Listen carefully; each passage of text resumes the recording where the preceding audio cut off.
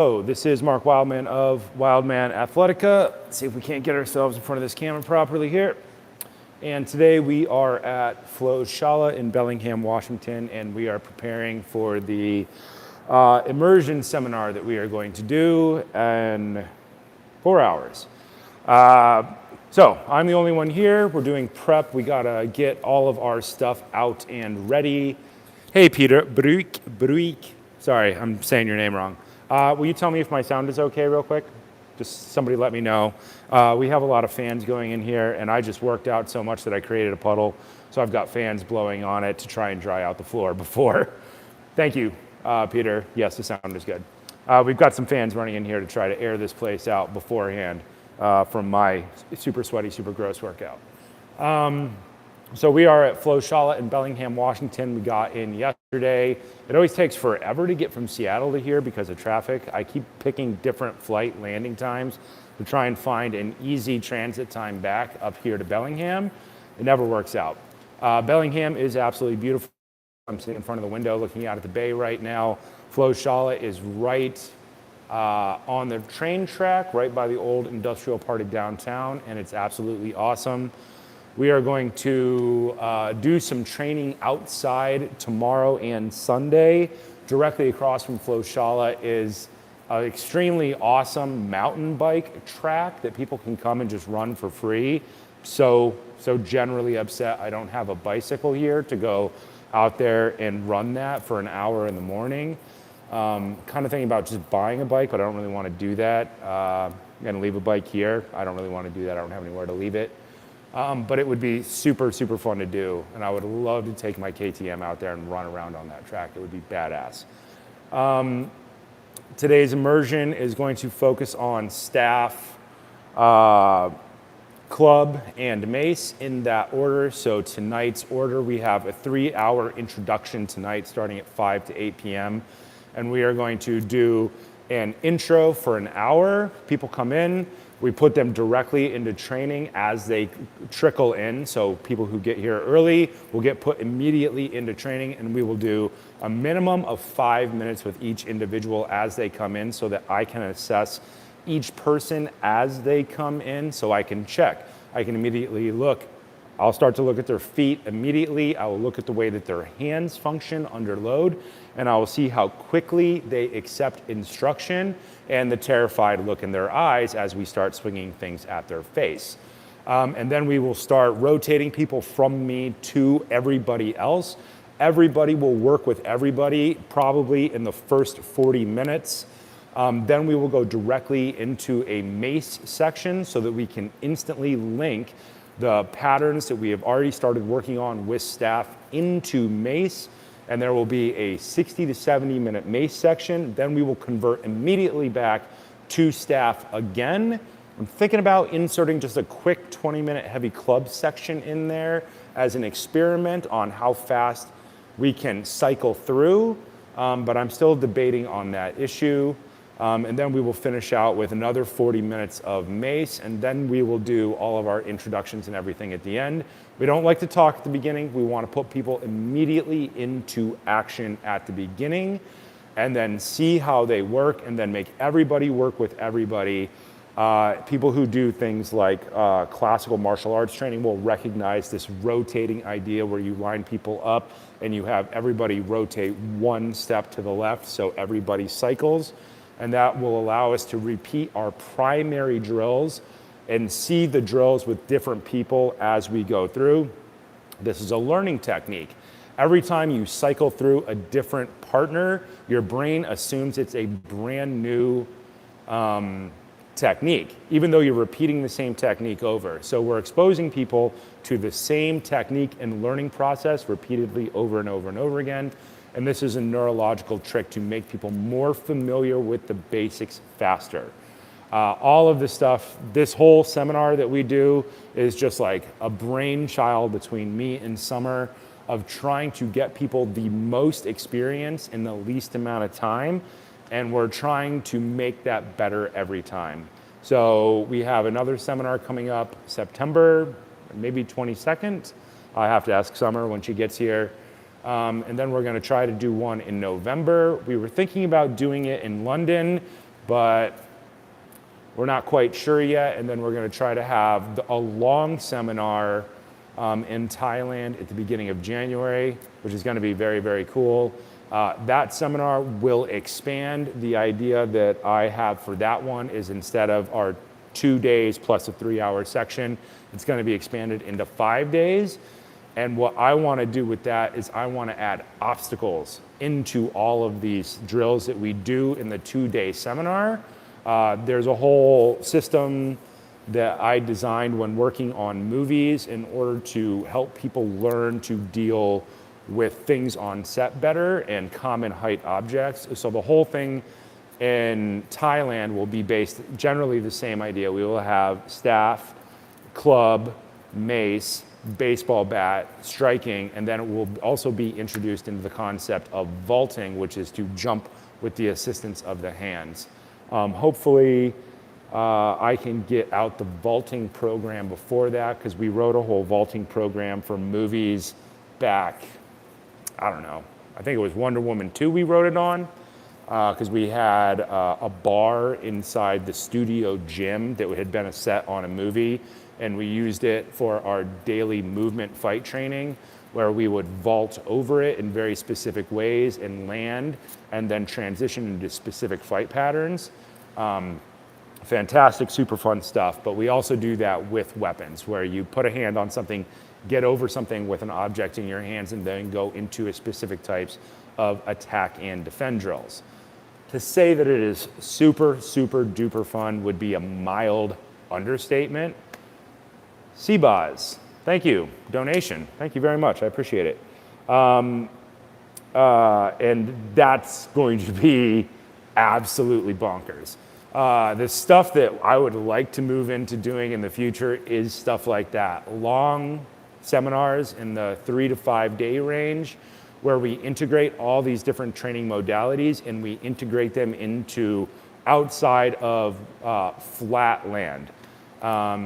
This is once again a concept that I take, specifically the concept, not any of the drills or anything, the concept from Tactical Response James Yeager, one of my favorite coaches of all time, who takes tactical firearms training and takes it out of what's called the square range, straight line where everybody's in a line and everybody moves together, into moving into asymmetrical environments. And what we like to do, and I compare that into martial arts, where what we would call flat range would be flat level surface, a big box, where the way that most martial arts are taught, in a big box probably with a soft floor, and we start taking it out of that and we start introducing other objects into that. Back when I had my studio in Los Angeles, that's what we did all the time. We would start with our attack defend drills and our empty hand fight drills, facing and then moving and then lateral moving and then circling, and then start with the trainee facing away and then facing away with their head against the wall, so there's no way that they can possibly see what's coming, so that when they turn they have to make the decision, OODA loop, observe, orient, decide, and act, all at the same time, and then go into the proper drill and then figure out their footwork to get to the drill. It's all footwork drills, making people comfortable with moving towards and away from targets, which is stepping patterns, which is something we talk about all the time, stepping patterns. There's a lot of stepping patterns in different types of training, and I like the stepping patterns that are directly related to observe, orient, decide, and act, empty hand drills and weapons drills, because I think that they are the basis of human movement and civilization. So that's how we want to start building all of our training toward. And then we're going to do it with weapons, and then we're going to start introducing objects that people have to get over or around, so that they have to calculate their own stepping pattern, and then hit and defend and move, and then introduce multiple attackers. Basically, it's like year 15 of Aikido done in 5 days. If you were to think about this idea in the idea of Jiu-Jitsu or Aikido, it would be called Randori, which would be operating against 3, probably Randori at the high level is like against 4 individuals, and having to create idiosyncratic movement on the fly. We just do it, and we train your brain to do it in a super short period of time. People who are doing the seminar today, by the time they get to Sunday night, they will also be doing a version of that. But we limit it to only 3 attackers on this short period of time. So, super science, this is my favorite stuff to do, and I can talk about this stuff all day. Summer is going to record portions of this seminar. She's hired a team to come in and do that. I hope their camera work is good. If not, I'm gonna get all over them. And their editing is good. If their editing is not good, I'm gonna get all over them again, because I am a snob about that. And this is the stuff we like to do the most, because it's the most fun and it's the most human stuff that you can possibly do. Learning to respond, building your training and your movement patterns for these basic human things. And then people will quickly discover what real cardio is when we're doing this. Very, very fast. Very, very fast. It's very hard to train this stuff without doing it in person, but we're gonna try to film some of it and put it out in a better format than we've done before, so that people can at least see the ideas ahead of time, but nothing replaces in-person training. People who do martial arts will know that. You can watch as many videos on jiu-jitsu techniques as you want, but it is not the same as getting in there and doing 10,000 reps with 10 different partners or whatever. So you really, really learn what you're doing. Eric Brown says audio is good. Thank you, Eric Brown.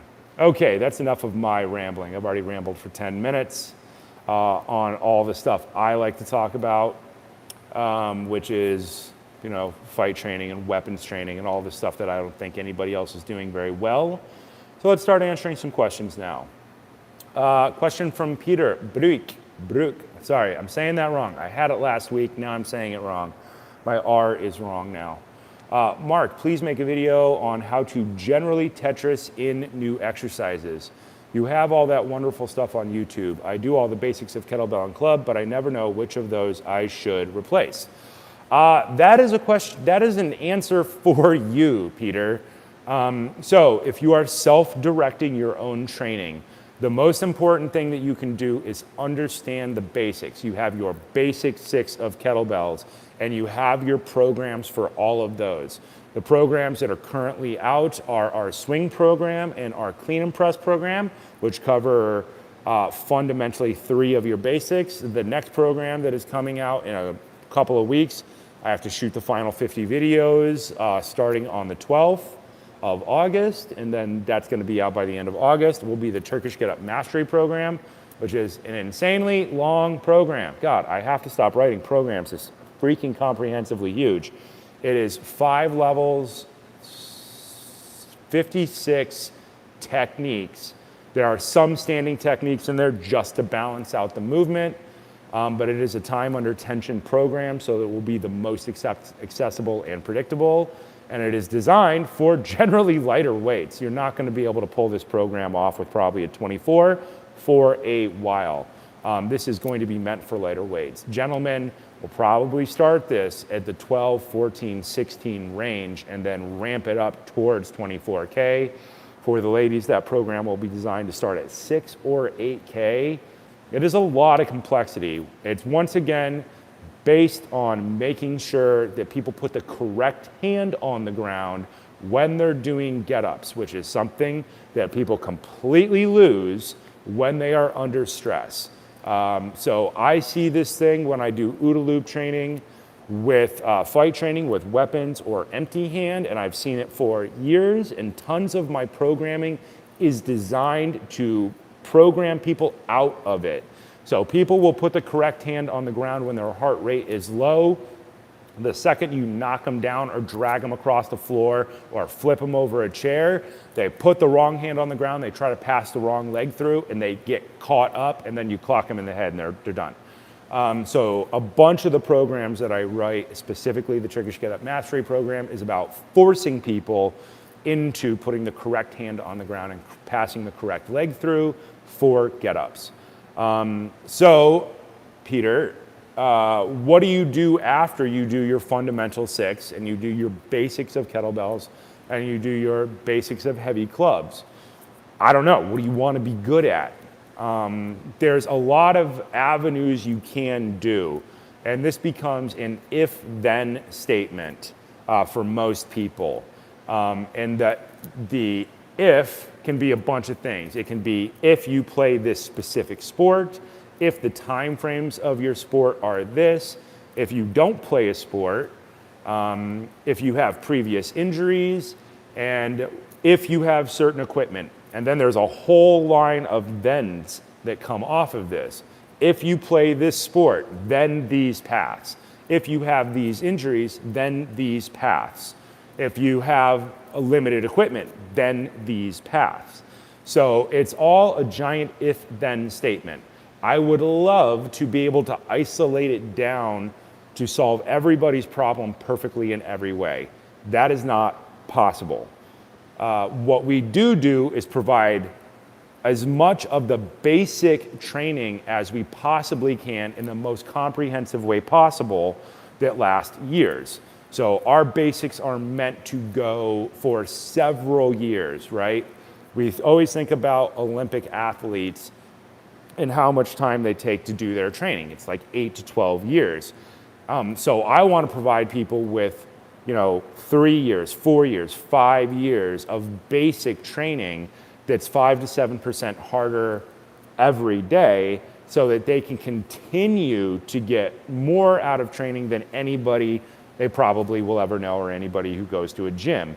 We're trying to build up, and then we haven't even talked really about like advanced training stuff because for the most part it's so far beyond most people's understanding that it's really hard. And there's so many if-then statements that determined advanced training that we don't really get there.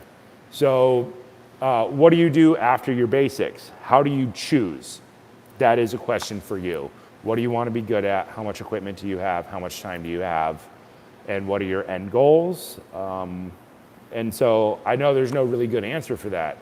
If you don't know your if statements and then you can't determine your then statements, what I tend to tell people to do is focus on their alternating 6 basic kettlebell exercises, their club programs, and then alternate them every 3 months and recreate a Tetris and then come back to previous programs. So you do a program for 3 months and then they cycle and they flip. That way you're not always doing the same thing. So you could do slam ball and swing for 3 months and then keep swing, drop slam ball, insert clean and press, and then drop swing, insert club, and cycle by the season. I tend to do more endurance stuff in the winter because it's cold and it's an easy way to warm up when you're in the middle of nowhere to do long-term intermediate weight training. And then in the summer, I like to do heavier weights because your arms look better and you look cooler or whatever. It tends to be more fun in the summer. And then mace training is where I tend to tell people to add a lot of new complexity to stuff. A lot of the fancy stuff that I put out on YouTube, like a lot of the half kneeling presses, all these other things, those are really meant to be put into warm up to add complexity to your training before you get into your basic 6 math programs. But there's an infinite number of ways to do that stuff. So I hope I answered your question kind of, Peter. There's an infinite number of ways to do things. Sorry guys, I have a little, that strong coffee coming up. John Doe, do I need to do push-ups? I hate doing them. I don't think you need to do push-ups, John Doe. I did 500 push-ups a day for years. I got almost nothing out of it except killing 45 minutes every day. I would do 500 push-ups and 500 sit-ups every day for, I don't know how many years, 5 years or something. And it was just, you would do 25 sets of 20. Yeah, you do 20 push-ups, 20 sit-ups, 20 push-ups, 20 sit-ups, and you would just have 25 pennies and you would slide them across the room. What do you get out of that? You do a lot of push-ups and sit-ups. Does it make you stand up better? Does it make you run faster? Does it increase your overall coordination? No. That 45 minutes you're probably spending doing that, you could probably spend doing heavy club swinging at different levels of complexity, or you could do mace or something like that. Or you could practice trapeze for 45 minutes and do infinitely complex pulling patterns, or you could climb rope for 45 minutes. People tell people to do push-ups simply because they're super easy and you can do them anywhere. Yeah, at some point in your life, you should get really good at push-ups. Do you have to be good at push-ups every day forever? No. I'm not good at push-ups right now. I haven't done a push-up in, I don't know, a long time. I've been doing long cycle instead. Double long cycle is superior to push-ups in every way. If you were to spend 45 minutes working on double long cycle, your overall athletic outcome would be substantially better than doing push-ups. If you're gonna do push-ups, I would make them part of some type of get-up progression. But just doing push-ups is like just doing, what can I think of that's limited, that's that limited? I can't think of anything that's not that limited, it's just doing push-ups. A push-up is really part of a burpee. A burpee is a get-up. Can you just do push-ups and burpees? Absolutely. But could you probably also do Krav get-ups? Absolutely. Could you do judo get-ups? Absolutely. The more complex the skills that you do over time, the better your overall athletic outcome. The reason that gymnasts are better athletes than the rest of us is because they spent years not just doing push-ups, but doing rings and doing ring dips and doing all that other complex stuff over time. Push-ups have a time and a place, but do I think that you need to do them forever? Absolutely not. You can do a couple of cycles of them, or if you know that you're going to not have equipment for a month, then do push-ups for a month. And the second you have other options, do other things. I know that's not a super popular idea. There's a lot of calisthenics guys who, I do 1,000 push-ups a day or whatever, and great. I did it. It's super boring after a while. After not very long, it gets really, really boring, and it gets really, really boring to keep doing forever. Yeah, I don't think you need to do push-ups. I think you can learn a lot of other skills and spend all of that time doing something else. I think the best thing you can do instead of push-ups is long cycle, or clean and press, or barbell clean and press, or barbell clean and jerk, or any other push-pull total body integrated movement pattern. Thanks for that question. Who was that? John Doe.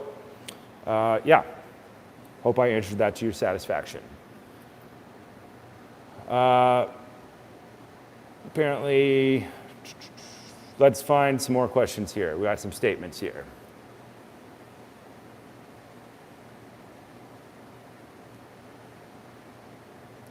What to do for a swollen ankle with dull pain? I had no acute injury. From Hayu.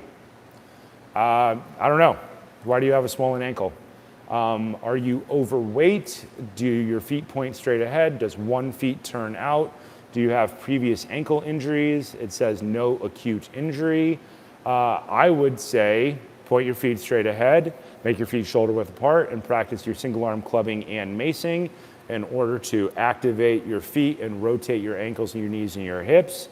But that is my solution for nearly everything, because that thing reintegrates movement patterns for the entire body.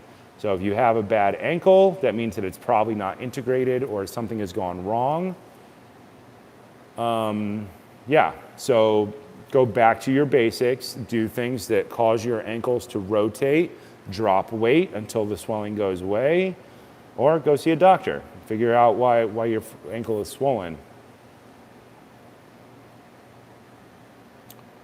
Greetings from Luxembourg, from Karsten Ingmans. I love trying to say everybody's names. Brock Brown, any updates on the Adex Extra Fat Club? Should be weeks away from coming out at this point. I checked in with Don over at Adex last month, and he told me it should be here by sometime end of August. I don't know if that's changed or not. The real problem has been supply chains, getting steel and everything else. We've only really been back towards full movement as a society for the last 6 months, and everything's just still catching up. I mean, how many boats are still waiting offshore to be offloaded? I don't know. I haven't looked in a couple months, but the last time I looked, it was 100 boats off of the coast of Long Beach that had been sitting out there for months, unable to be offloaded because They didn't have enough people to offload the boats, and they didn't have enough people to drive the trucks to deliver stuff. And now with the cost of diesel being insanely high, going from $2 a gallon 18 months ago, I mean, it jumped up the day that Joe Biden came into office, 30 cents a gallon, which was not a good sign. And then since then, it's risen almost $5 a gallon most places. It's really hard for people to get supplies right now. So Adex is working as hard as they can in order to make the product that everybody wants, but everybody's dealing with those issues. And I talked to Don, and they are eating a lot of the cost in order to get stuff out without raising their prices. They're trying very, very hard to keep prices in a good range and not raise them much at all, but it is decreasing their profit margin, which is the money that people live on. So the world's got to come back to some type of balance on that stuff in order for everybody to get what we want at a good price, especially something that's a small custom item like an Adex, which isn't being mass manufactured in China. It's being manufactured in America by American workers, which I love. So it is coming. Sebaz, thank you for the beginner kettlebell videos. Just bought an adjustable kettlebell and adjustable club. Excited to start using them with the help of your channel. Excellent. Thank you, Sebaz.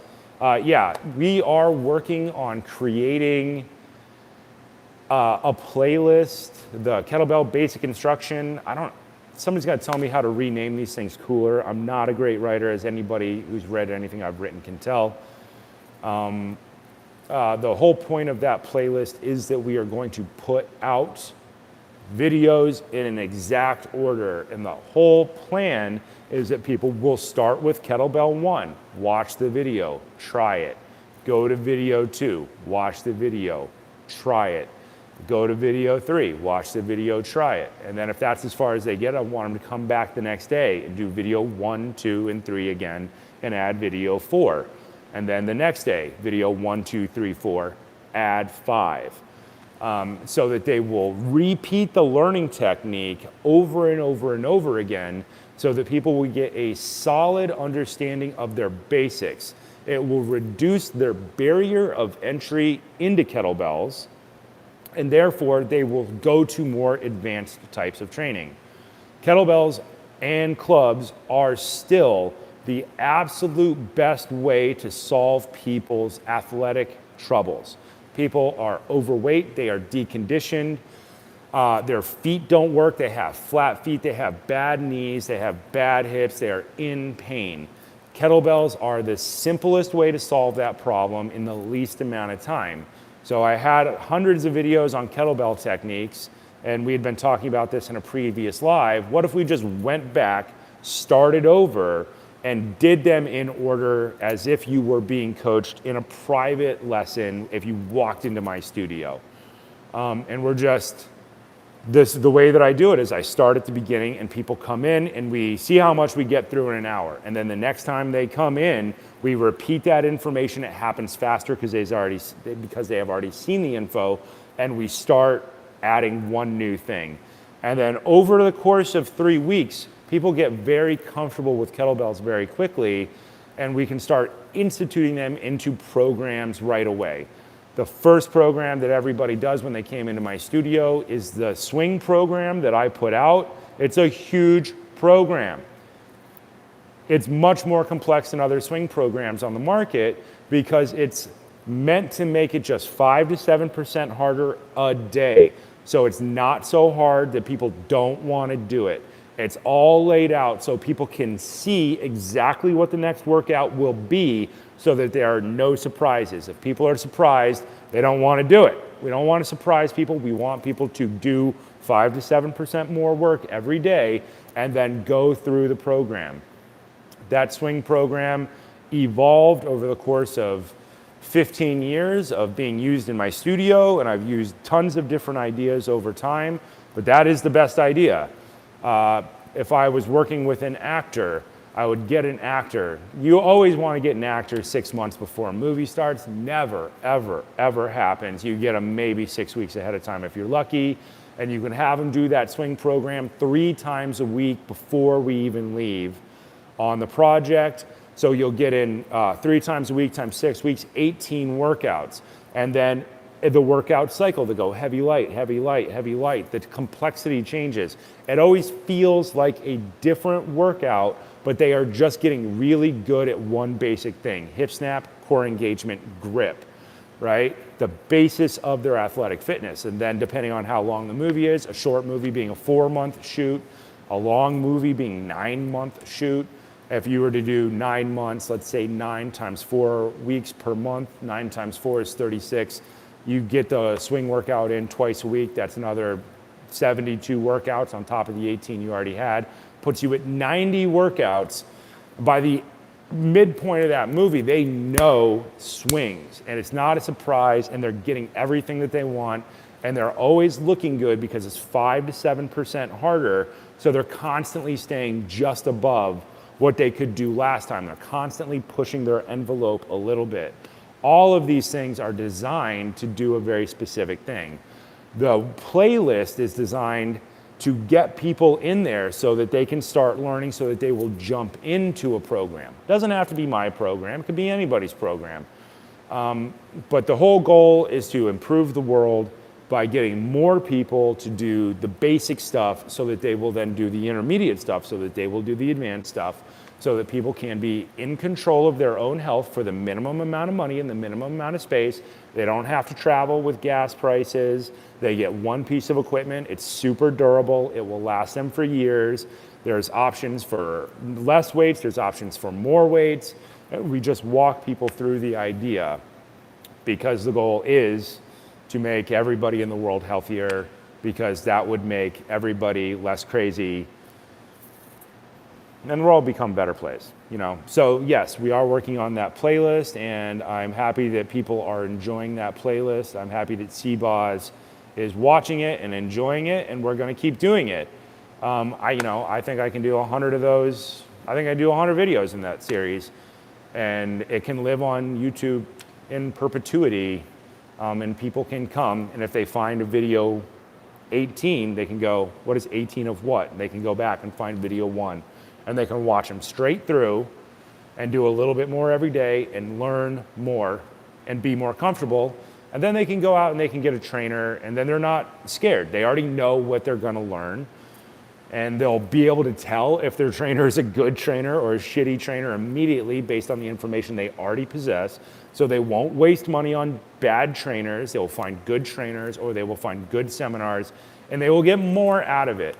I am trying to replace myself with you guys. I'm trying to make myself completely irrelevant by teaching. Here comes the train. I don't know if you guys are gonna be able to hear this or not. It gets pretty loud. And you guys can go out into the world and you could become trainers if you wanted. Just with the knowledge that you have from watching this YouTube channel, you could go be a better trainer than almost any trainer at Gold's Gym or at 24-Hour Fitness. You could walk in if they have kettlebells. If not, you could bring a kettlebell. You could get a job as a trainer, and you could immediately know what to do and how to start improving people's lives. And that would be the goal. Make myself irrelevant.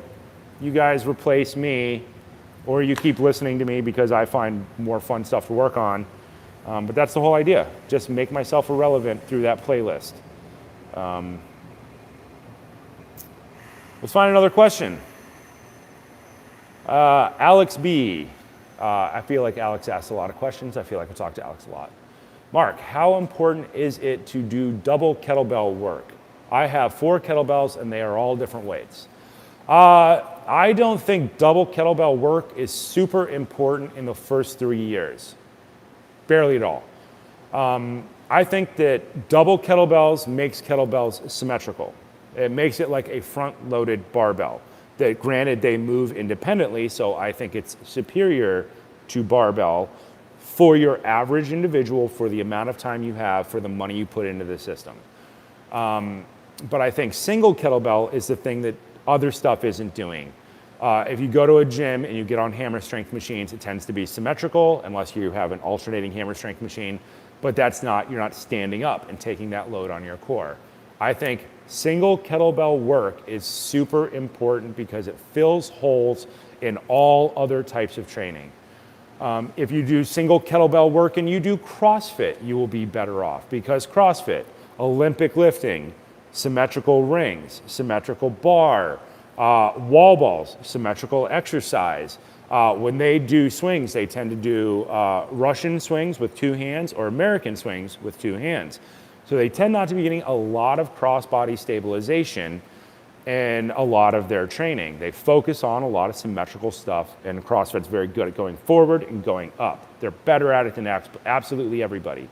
So things like kettlebells fill in holes in every other type of training. If you're a bodybuilder, it fills all the holes in bodybuilding immediately. By doing any hand-to-hand swing program, any single-arm kettlebell program, you will fill holes in absolutely everything else. It'll fill holes in tennis, it'll fill holes in jiu-jitsu, it'll fill holes in Greco-Roman wrestling, it'll fill holes in cycling, it'll fill holes in mountain biking, it'll fill holes in dirt biking for damn sure, it'll fill holes in equestrian, it'll fill holes in historical European martial arts. I do not think it is super important to have double kettlebells for a long time. I've been doing a lot of double kettlebell stuff just because I'm at year 15. I did hard style stuff forever because that was the stuff that works the fastest for clients. Single arm hard style stuff works the absolute fastest. Now that I'm more advanced and I've got a ton of time on my hands and I'm not working on movies anymore, I'm doing a lot of double long cycle because I think it's fun and I'm old. But I do not think double kettlebells are super important in the first 3 years of training at all. Not even a little bit. I think single kettlebell is absolutely super important. Working on your hand-to-hand swing patterns, right? Whole program's written on that, which is alternating cross-body stability back and forth, activating muscle chains on either side of the body. Your clean and press, back and forth, alternating muscle chains and balancing muscle chains on either side of the body. Your snatch stuff, your volume cycles, your density cycles, absolute murder on the core. I think that that's way more important than trying to jump into something like double clean and press or double snatch. I think double snatch is very hard for most people because of the upper thoracic extension required. It's much harder than something like barbell. If you were going to have double kettlebells in the beginning, I would put it into double swing, double clean patterns, and double front squat patterns. Or something like Armor Building Complex from Dan John, which I still think is an absolutely stunningly genius piece of programming. But is it super necessary? No, I think you're just fine with single kettlebell for a long time. I think you're better off getting a club than you are buying a second kettlebell of the same weight, substantially, and then fill it in with maces. I think that that's way better use of your time and money in the first 3 years, for damn sure. Great questions today, guys. Man, you guys have already asked a ton of questions. I'm trying to scroll up to find the top here, but you guys are just really filling it in. Eric Parker, so this is a positive update. Eric Parker started at 3.75 pound clubs, and he's gonna reach 15 pounds next week. So that is a huge, huge change, and that is what I like to hear. The whole point of something like the Adex is that it starts light. And so you can start light, and you can start running programs, and you can make all the mistakes and start learning patterns with a weight that's so light you can't hurt yourself. It is specifically for people who are self-coaching or who have injuries. It's a great idea. Getting up to the 15, fantastic work, right? I'm gonna look really forward to when he messages me, Eric Parker, and says he's up to the 25, because his entire life will be different at that point. Going from 3.75 pounds to 15, he's already fixed massive numbers of issues. He's probably fixed 90% of any potential injuries or issues, movement issues, at the basic level that he could have had. already, just by doing the basics and going from 3.75 to 15 pounds. Like, he's already a different person. His path to success is now laid forth, and he can see it, and he's gonna do it, and he's gonna end up at 35 or 45 pound club, and his whole life will be different. His core works differently, his legs work differently, his glutes work differently, the arches of his feet fire differently, his hands work better, his elbows are different. Everything about his life is already different. So keep going, Eric Parker. That is absolutely fantastic news, and that makes me very happy, because your life is better. You will go forth and make more people's lives better. You'll pass on knowledge. It's inevitable. Somebody will ask you a question, and you will know exactly how a process goes, and you will be able to communicate that effectively. And I make myself more relevant every day. I'm probably the only trainer trying to put himself out of business with just like drastic measures all the time. I should probably, people tell me I'm an idiot for doing it and that I should hold back information and that I should build secret rooms and whatever and charge. I don't want to do any of that.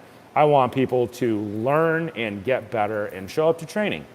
And we can come up with more advanced things all together later on. It's going to be absolutely fantastic. Mark Artigas Val. Mark Artigas Val. Man, you guys have some great names. Started kettlebells 2 years ago because of your videos. I'm ordering soon an Adex club to Barcelona. If anybody has seen Lower Decks, there's a great Barcelona joke in there. But sorry, I got off your question, Mark. I had to get on to Lower Decks. For those of you who haven't watched Star Trek Lower Decks yet, it is brilliant. The new season is coming out, and I will be glued to the television set for season 3. He's ordering an Adex club soon to Barcelona to start clubbing with your Strong and Fit program. Excellent. Thank you, Mark. The Strong and Fit program is an excellent program. 3 levels, 5 movements per levels, 15 total movements, focusing on the basics. It stays simple, goes up in load. The goal is to get everybody to do that program with a 50-pound club.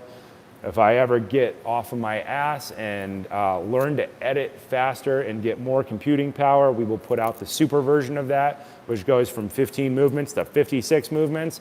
And then the goal will be to get everybody, males towards 50 pounds with that, and ladies towards 25 or 30 pounds with that. And we calculate the ladies the way that CrossFit does, approximately 70% of the male load. But we try to alter it based on frame size. 5'2" will not be the same as 5'10". But we want to get everybody moving up because just those basic movements will solve problems. You guys will know so much more about training than any gym coach out there. It'll be crazy, and you will be able to solve people's problems and your own problems just hammering through it.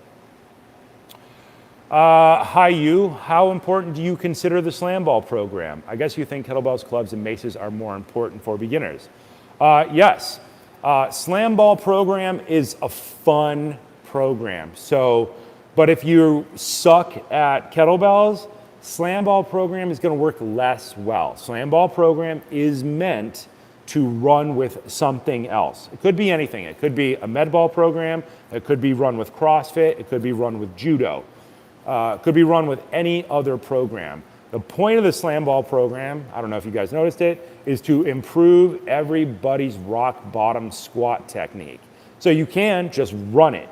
But slam balls are more expensive and harder to get your hands on than the other equipment out there. It's not that the program is less good. Frankly, I think the program is one of my finer pieces of program design.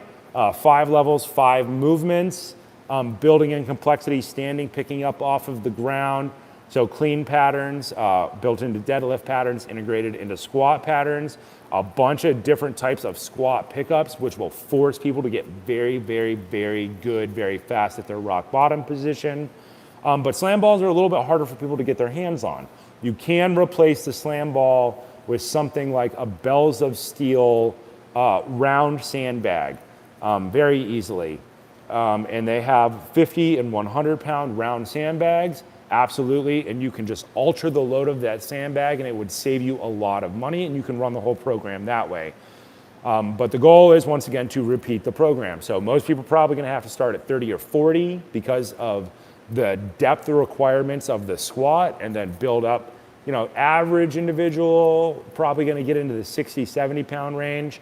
And then psychos, there's a guy on Instagram who's been running that program, and he's running it up to like 100 pounds.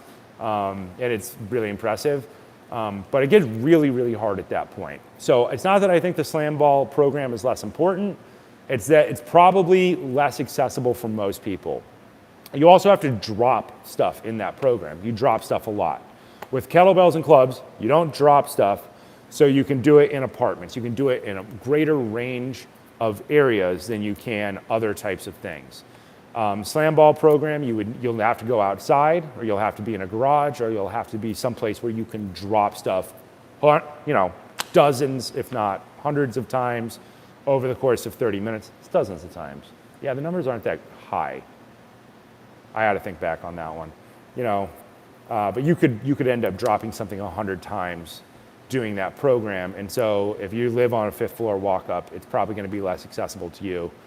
But if you have a driveway, then go do it in the driveway.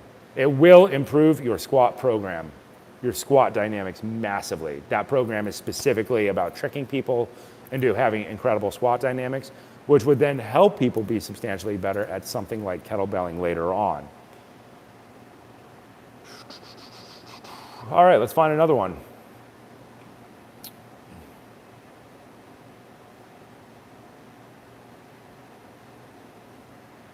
Peter is commenting on the if-then statement that we had at the beginning of this live a long time ago. Not sure how many minutes ago it was, but it was a long time ago. And yes, the if-then strategy is really how everything works in the real world, right? It's the way that computer programs design. I stole it from computer programmers, if-then strategies. And we just apply it to training instead of to computer functions. On and off, but that's where I steal that concept from, and it becomes a web of stratifying ideas.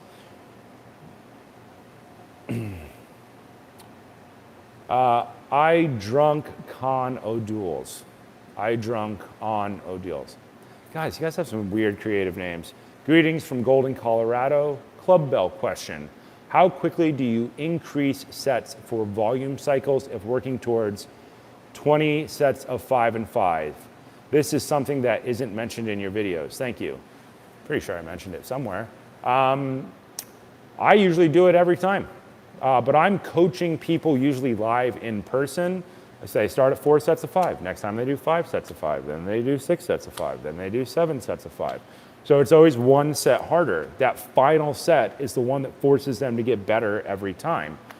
But they have to have an appropriate way to do that. The problem with people who are self-coaching is everybody thinks that they're stronger than they are, and everybody who lifts weights tries to skip over the 15-pound club, and they all want to go to the 25-pound club, and they do not have the joint integrity for it. So you have to start with the appropriate weight, and then run your numbers, and then just keep running it, and run it twice a week, and keep going up. But I tend to jump it every time, because I'm always looking for one set of change. You can point to it and say you did better than you did last time, and there's a psychological win in training that way. You get better at the technique.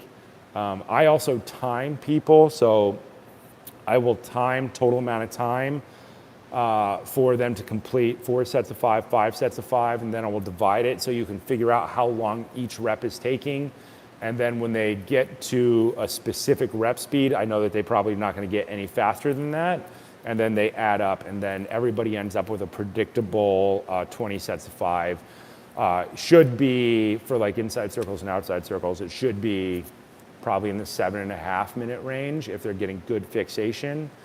Yeah.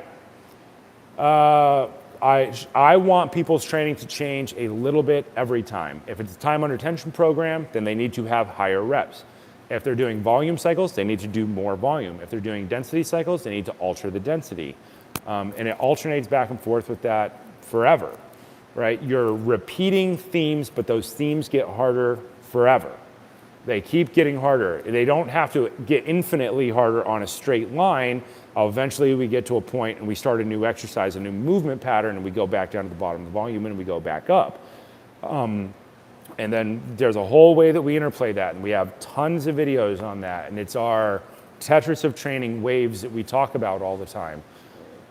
But the goal is to get people the most benefit in the least amount of time, and the way that we do that is by changing 5 to 7% for time under tension, and we do it with volume cycles by adding volume.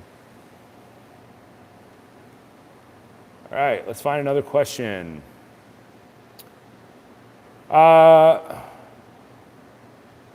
Carbage man, talking about kettlebell availability at 24-hour fitness. Yeah, a lot of gyms don't have great kettlebells. A lot of them do have some kettlebells, but a lot of them tended to buy the cheaper kettlebells when they first came out from like Perform Better or some of the other companies. Who is the cheap version of Perform Better? There was Power Systems or something like that. And a lot of those kettlebells just suck. They have horrible handle to globe distance ratio, so they end up sitting on the back of your wrist. So it's always a toss-up when you're going to a gym whether or not they're going to have good usable kettlebells or not. I find that I haven't been to a gym that actually has good usable kettlebells, which I think is tragic. Then that's simply a lack of education on the part of the gym. They don't know what a good kettlebell is. They buy what these other companies tell them to do, but like Perform Better has had really improved over the years, but they have a lot of cool stuff. But their Perform Better's goal is to sell you more shit. And they have a lot of expensive, useless, absolutely useless shit. Somebody like Rogue comes in and they have a specific goal of like make useful shit, but they still have lots of shit. But it's very hard to find any conventional gym that has good kettlebells. I was in Romania and I was working out this very fancy tennis gym location place where they had all these indoor tennis courts and this massive gym and Olympic swimming pools and everything. And their kettlebells were trash. Great facility, and I used the kettlebells, but I went to something like the Strong and Fit Intermediate Kettlebell Intermediate Weight Program, Intermediate Complexity Intermediate Weight Program, because you couldn't do something like snatches with those kettlebells. They just had shit handles on them. So the intermediate weight, intermediate complexity kettlebell program is designed to deal with something like shitty bad handled kettlebells, because you're doing a lot of waiters catches and you're doing a lot of passes and you're doing a lot of around the leg and you're holding onto the handle a lot. But you're trying to minimize the amount of time you spend catching in rack with something like shitty kettlebells. So we do think about all this stuff all the time. And we try to solve as many problems as possible in the minimum amount of time. Yeah, kettlebells in gyms tend not to be good. I have yet to run across any gym that has just like basic competition kettlebells. And that's because of the prevalence of hardstyle for so long. Dragon door kettlebells were great, but everybody then copied the Dragon door bells, and it kind of always didn't get the handle geometry right. And then people snapped up those types of bells because of the propagation of Dragon door training. I would just love to see gyms actually set up an entire weight rack of Olympic bells, the way that they have a weight rack of dumbbells. They should just have a weight rack of Olympic pairs, starting from the bottom, 4, 6, 8, 10, 12, and they should go up to 32. Do they need probably the 40s? Sure, why not? If they're a big commercial gym, then certainly somebody's going to come in and want to lift 34s and 36s. I like 34s a lot. They didn't make them for a long time. It went like 32, 40, and it was just a massive, insane jump. But now that they have like 34s, 36s, I haven't seen any 38s. I'm sure somebody's making 38s now. But I'm sure they're filling in all the weights one step at a time. But to see a gym that actually had competition bells in it would just be glorious, and I would sign up for that gym in a second.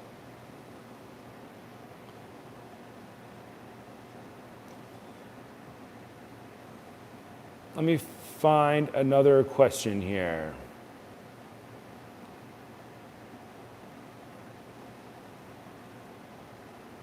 Looking for questions, lots of statements. Lots of statements. Club question. I am wondering about the switch over point when using Adex arc and adjustable club. Lever difference making the same weight tougher or easier, perhaps. Lever difference making the same weight tougher or easier. Question from Otto Astorga. So, the issue with the Adex club is that the length changes with the weight. And I don't see that as a huge negative because the weight jumps are so low. Is it perfect? No. The same way that an adjustable competition kettlebell doesn't always have the exact same center of mass. Do I think it is an issue that is so big as to negate the benefit of the adjustable weight? Did I say that right? And the answer is no. I think that starting with a lightweight and adding 1.25 pounds and getting that extra 3/4 inch or whatever the distance is of weight, I don't think that's a huge deal. Does it increase the overall length of the lever and change the center of mass further away from the handle? Yes. But I think that that is really where we're trying to go. I think a fully loaded Adex at 27.5 pounds before you get into the weight sleeves, I think is a very good overall length. But if you just put on the weight sleeves and make more weight on a shorter lever, of course it's different. But I think that that's actually a good thing. I think that people learning to work with the different length of lever is a pretty large benefit in the long run to their overall athletic development. So in the beginning, if people do clubs, like I did clubs for years and we got maces and it was crazy because the length was so different that it had to change everything about the pull. When you pulled and when you caught changed dramatically.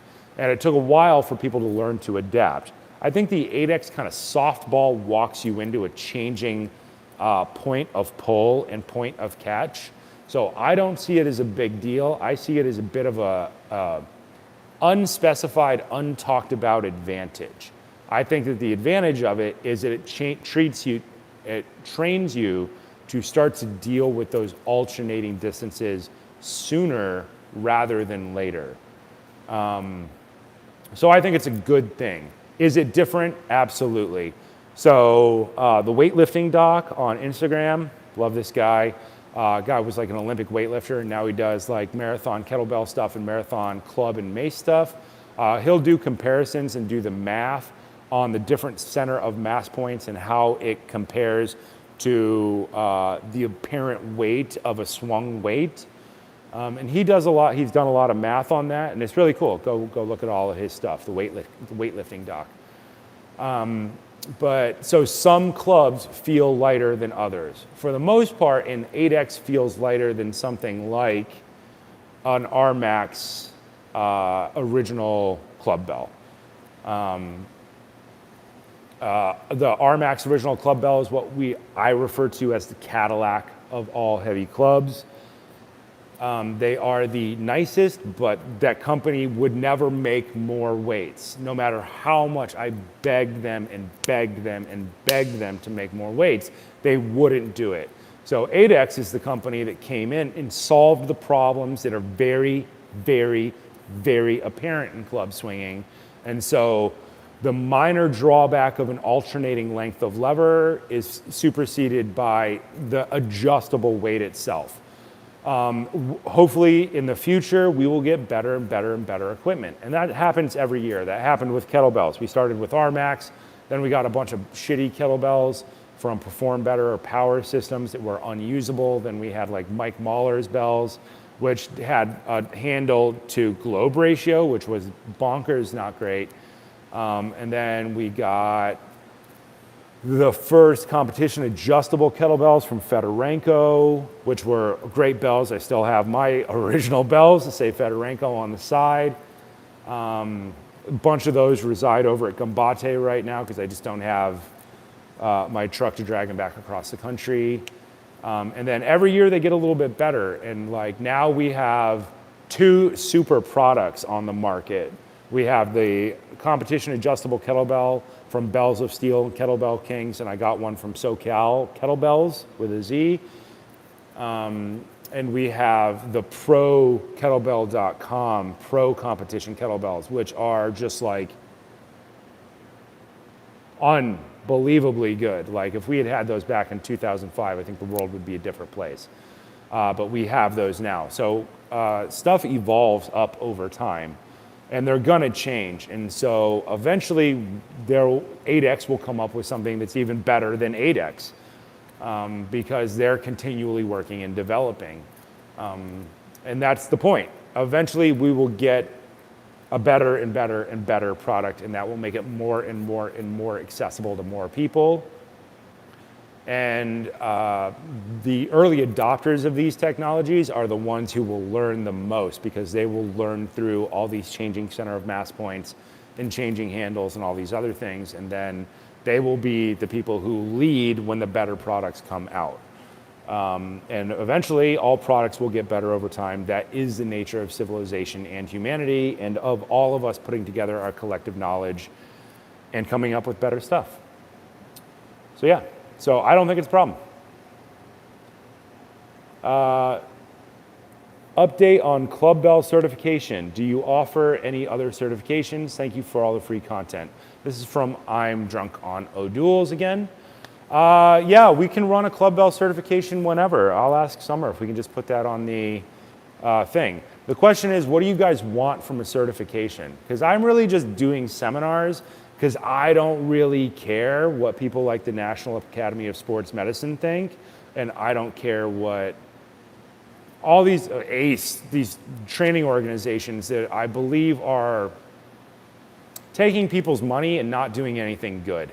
There are a lot of trainer certifications, and you need to do your continuing education for it, and they set themselves up as these like purveyors of great knowledge, but I don't think that most of them are doing anything good or useful for the most part. I had National Academy of Sports Medicine, and they had an okay system, but I think that any club seminar is better than their entire training thing. I don't know what people want out of a certification. I'll happily give you all a piece of paper that says that you are competent at the basics if you show up and you show me that you are competent at the basics. How valuable do you want that thing to be? I gave up on NASM and all these other things years ago, and people on movies are like, oh, well, do you have these certifications? And I'm like, no. And they're like, why not? And I'm like, because I think they're useless and retarded and a waste of time. And that, you know, makes me a psychopath or whatever, but that's fine. Summer arrived. She just walked in. Maybe we'll have to drop the headset and we'll have to see if we can get Summer in here in a minute. I have a mic that I'll just give me 5 minutes. All right, she's gonna figure stuff out. Maybe she'll drag in some of these cold steel bats and toys and all these other things that we have for this seminar. So yes, I'll ask Summer right now about a Kettlebell certification because people want us to do one. Okay. All right. Switch it on in. Here we go. So just talking to this. There's no sound. Oh, my bad, guys. Let's get our thing back in here. Yeah. Tell them what we're going to do about Kettlebell certifications. Oh my gosh. All right. So guys. Summer knows about how to make things all, you know, work with other training things that I don't care about. Yeah, so Kettlebell certification, we definitely cover quite a bit of that with our kinesiology element of our 100-hour steel mace vinyasa teacher training. Mark, in his lecture hours, will definitely make sure and ensure that you have your inside circles, your outside circles dialed. There are 360, there's 360 requirements as well. Obviously that's a mace, but I'd say that's kind of built in currently to our program. Yeah. I do have a heavy club seminar that is a bonus that folks can have access to in our teacher training as well. But if you've done any of Mark's programs, you will have that level of competency, and bringing that into our our facilitated learning program. You're basically just going to learn the language of movement and learn how to coach it well, and it's just an added benefit.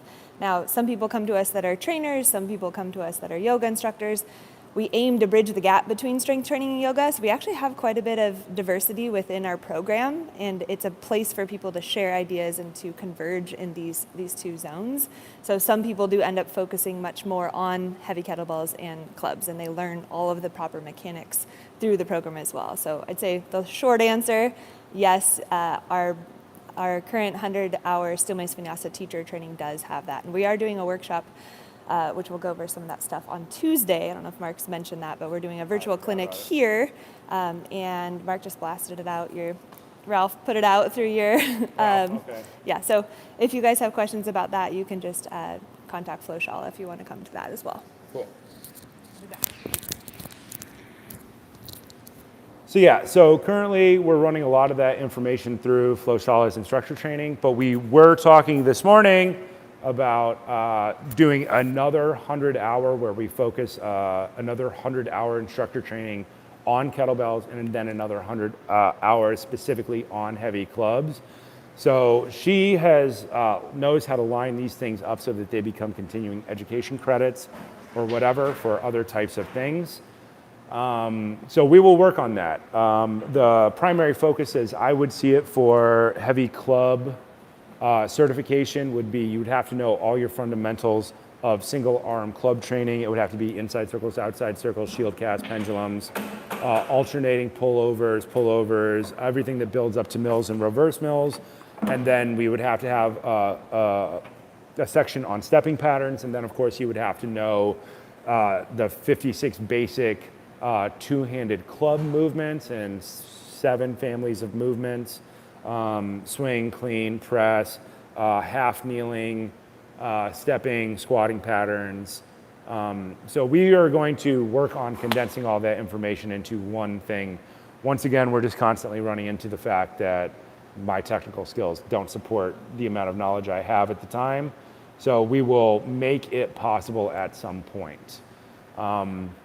And I would like to run a kettlebell certification at some point where we focus on not only fundamental technique, but coaching technique, and then on people making sure that they understand the nerd math approach in order to ensure that people get exactly what they want out of training in the amount of time that people have. Cool, let's jump to another question. Dave Nielsen donated $20. Thank you, Dave. Mark, have watched and used your videos for years. So helpful as I like to train in the garage versus the gym, so your expertise is invaluable. But hey, it's not a question, it's just a donation statement. Thanks, Dave. My bad. I'm trying to read questions. Here we go. Yeah, guys, if you want to put question or statement at the beginning of your comment, just so I can see if you're talking to me, if you're talking to other people watching, or if I know it's a question. And I really like this. Michael et al. Put kettlebell question, and then there's a question. It's very easy to read in a short period of time. When doing kettlebell swings, on the downswing, are you supposed to use your shoulders, arms to slow the rate of fall, or are you supposed to let it fall at full speed with gravity? Interesting question, and the answer is annoyingly both. In the beginning, when people start, all of my basic coaching stuff for swings is based on what you might consider to be lazy hardstyle. So pure hardstyle guys do this really hard hip snap thing, and it's really crazy, and they emphasize it so much. I emphasize a medium hip snap because eventually I bleed things over into clubs and other things. Sorry, I just lost the question there. So in the beginning, driving your shoulders away from your ears activates your lats, and that helps decelerate the weight. So if your shoulders are up or your lats are lax, then when the weight goes down, it just falls. But then it's pulling on you instead of you pulling on the bell. By driving your shoulders away from your ears and squeezing those lats on the downswing, you are sharing the load across the entire posterior chain. So yes, you are using your arms and your lats to decelerate the weight by turning your lats into essentially like pneumatic load stabilizers, right? So your lats need to be on at the bottom of the swing. This can change over time as your technique changes, and you can fire your lat less hard in order to use the, what's the term? The appropriate amount of force for the weight that you're using. So in the beginning, hard style, that we create a lot of tension so that people radiate more tension so that they learn to share force better. As people get better over time, they will stop using as much tension. They will hit the structural end goal. They will still stand up all the way, but they will use less overall muscular force because they're trying to endure for a longer period of time.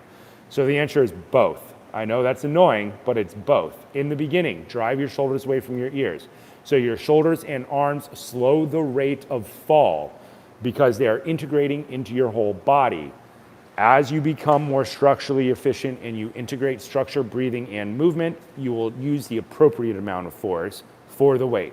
That comes only through experience, which is an annoying answer, which is why all my programs are super long, because we're trying to get you to get the maximum amount of experience so that you will naturally start to use the appropriate level of force for the weight that you are using.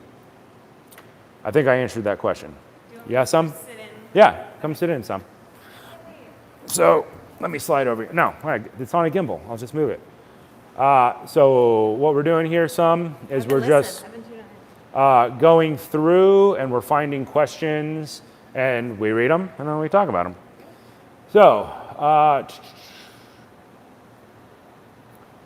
Zach Crutchcow. Zach Crutchcow.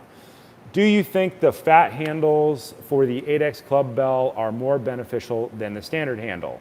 So this is a question about 1-inch handle versus 1.25 versus 1.5. So I like fat handles. I'm a big dude. I have look at my beast monster, awful, God, they're ugly, my horrible hands. Summer, do you have an opinion on this? Mike, you can just talk, it'll hear you. Sure. Yeah, I tend to encourage people to stay away from the super narrow handles because they're not terribly functional. I just can't close my hand the same way. If it's too small, my hand closes weird. I agree. So we have the club bells from TacFit, we have On It mace, and then we have kind of an off-brand for this 5-pound steel mace, and those are super narrow. But I always encourage anybody that's buying their own to get the at least 1-inch diameter, 1.25. 1.25 for me is what I consider minimum. I don't like 1 inch all that much, but a lot of people love it. I like bigger. And these staff that we have, which we could grab a couple of these too, are similar in diameter. So I find bigger is always better for us as well because we're learning competency with tools, and these tools are heavy. And so to be able to have an appropriate diameter to hold and wield and be able to actually engage your whole trifecta, your lats, deep inner core, and glutes, it's necessary to have a wider handle. So when in doubt, a minimum of 1.25. So these are our new cold steel polypropylene indestructible handles here. I don't even know if we need this thing. We could probably just go with the normal mic. Well, there's fans everywhere. There are the fans everywhere. Yeah, it's interference noise. But these things are, in the big. They're in the 1.5 range as well, and that has been something that I find consistent with things like staff and sword handles and stuff through all the stuff that I use. There are some much daintier handles like small sword handles and things like that that are meant for different types of grip. But, axe handles, mace handles are big. Like what's that, 1.55, 1.6 probably? I can't remember. I measured these in a video. This is a heavier club bell. This is a 25-pound R-Max original, and that should be about 1.5 as well. You can see, they're about, the On It mace is just a little bit bigger. I like thicker handles. The Adex 1-inch handles were originally designed for competition guys, and they voted on it, and they wanted a 1-inch handle. It allowed them to close their hand harder, but they're using some type of different grip technique that I am using. I do this intelligent grip where we go back and forth between ice cream cone grip, dominated by the top part of our hand, and OK grip and ice cream cone grip. So I cycle my hands this way when I swing weight, and I find that that's much, much easier with something bigger and heavier. So this is like a 1-inch. This is for steel mace vinyasa. This is super small. This is, I don't know what that is. But I mean, for a lot of beginning women, it's... Yeah. This Onnit 7 is pretty good. That would actually be a pretty good fighting diameter. Like the Onnit 7 is like the end of the world murder mace. So,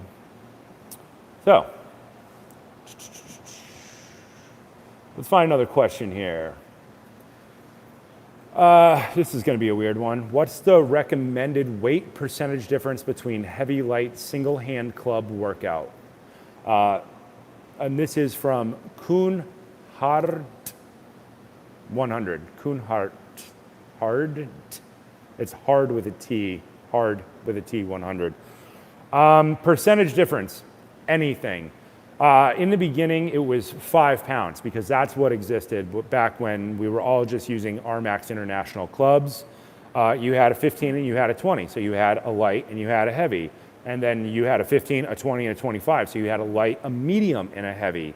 Now with the advent of adjustable clubs, you can change that because that 5-pound jump is crazy for most people. It was especially crazy for ladies because they weigh half as much as me. I'm 240. So if somebody is half of my size, then their weight jump should be half of what I use.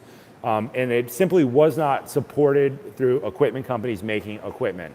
The Adex, the standard jump plate is 2.5, but I tell everybody to get the 1.25 pound jump. All you need is a difference. But 2.5 would be a good jump between weights. If you're older, you have injuries, or you want to repeat the training more, go with the 1.25 pound jump, and you will get better overall outcomes from training. The point is to get people to repeat the training more with smaller jumps so that they have more learning opportunities, so that they can draw more better conclusions, so that they run the experiment more, so they get more data. So overall, it just turns out better. That's the whole point. So your light heavy could be 1.25, it could be 2.5. If you're limited, then it's a 5-pound jump. It just gets crazy hard if it's a 5-pound jump for most people. The thing that I talk about and I harp on all the time is nobody makes a 30, and it drives me absolutely bonkers because everybody could get to single hand 40 at least if they made at least a 30 and at least a 40, and nobody does it. They go 25, 35, 45, and it drives me bonkers, and I've asked people to solve this problem for years, and Adex is the only people who made that. So you can go with an Adex, and you go that 1.25 pound jump, and you can go 20, 21.25, 22.5, 23.75, 25, and you can walk it up to 40 and get to your single arm 40. And so the smaller the jump, the better your overall outcome, the longer the training, but it's going to become permanent and your joints will adapt perfectly and your instance of injury will plummet through the floor. So yeah, there's a long answer for get more weights and repeat the training more and more and more and run your heavy light cycle with what you have.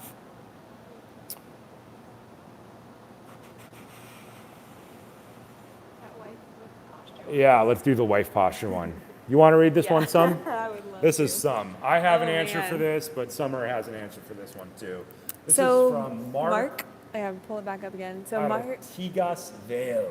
all right. So Ball. Mark asks, my wife has really bad posture, neck ahead, very rounded forward shoulders, lack of mobility, and weak knees. Where should she start to improve her body? What is your opinion on Pilates? I'm going to tackle that first question before we talk about Pilates.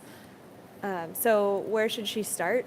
I would highly recommend starting with the prime condition flow methodology of using a light load mace to maximize functional movement patterns. So essentially, that is what we do at the Flowshala. We take regular everyday people with zero experience in steel mace, and we teach them how to move better.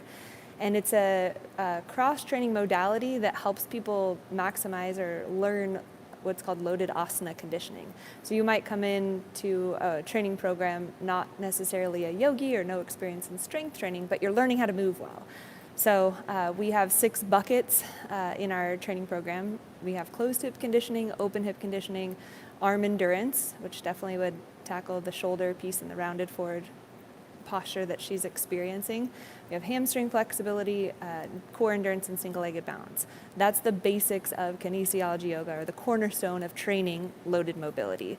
So we start there, and once a client has proven competency in those particular conditioning exercises with a very light load, so we're talking 3 and 5 pound kettlebell, and very gradually bringing up the lever to a larger, mace that's 5 pounds or 7 pounds, that's a bit longer.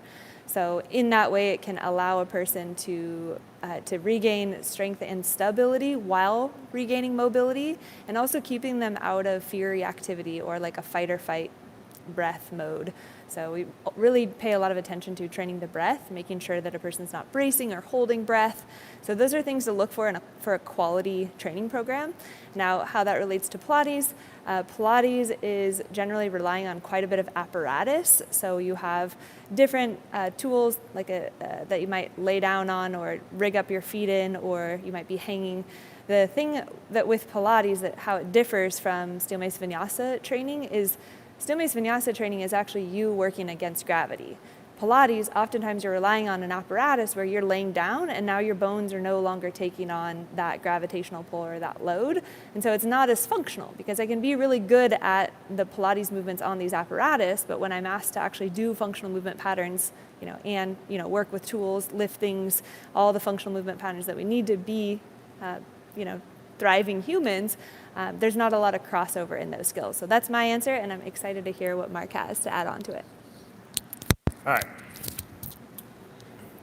Sorry, we're using this mic because we have so many fans on in here. We're trying to cut down on the background noise. So rounded shoulders, all of these are postural deviations that everybody gets as they age and they lose complexity in their body over time. Any type of shield cast movement pattern will start to counteract that. The problem is, if you're very rounded, then you have to start with a light enough weight, and you have to support that through all the different types of mobility. You'd have to be doing things like puppy dog stretch at the end of training, probably not at the beginning of training, probably die if you do it at the beginning of training. So you need to probably start with something super light, like just a stick, start to build the movement pattern, or use an ultra light kettlebell and start doing halos, alternating halos, in order to start to build the extension of the spine standing all the way up. That means keeping the eyes looking straight ahead, moving the kettlebell around your head, not the head around the kettlebell. I talk about this all the time because that's the first thing that people do when they have rounded shoulders. Start with that. Then it moves into something like super light clubs, intermediate weights, intermediate levers, building those patterns, top hand past opposite ear, coming back to our full standing posture, retracting the shoulder blades back. And then eventually making that mace longer so you get a longer lever so that you get more torque on all those structures in the upper back in order to start balancing that thing out. Paying attention to your dynamics is super important. So oftentimes I would start with kettlebell, short lever, club, medium lever, mace, long lever, and I would start building up towards building muscular endurance in that standing posture. Weak knees, I would start to address by pointing the feet straight ahead, having inside circle and outside circle with a club, not with a kettlebell. Kettlebell is far too technical for somebody who doesn't have that already. You do for the easiest thing to solve the problem first, and that would be club. So it would be super light weights, 3.5 pounds, 5 pounds, 6.25 pounds, 7.5 pounds, 8.75 pounds, 10 pounds. You're looking to get to at least 10 pounds. Pointing the feet straight ahead, swinging weights laterally causes the ankles and the knees to rotate generally while in the standing position. My most basic solution is those things. Pilates.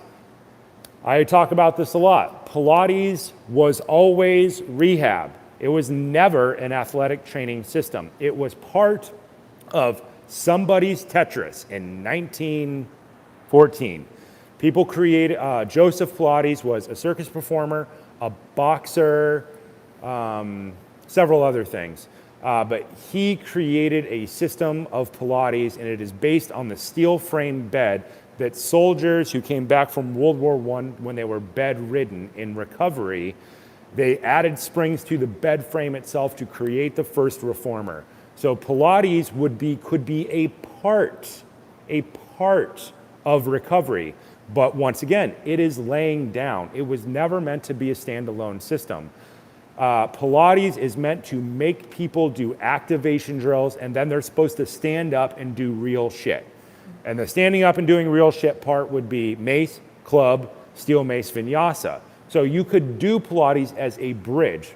I put my mom in Pilates. She goes to Pilates twice a week right now because it is a bridge activity. And you can do that bridge activity for the next 5 to 10 years and keep doing it because Pilates can continue to evolve and get harder.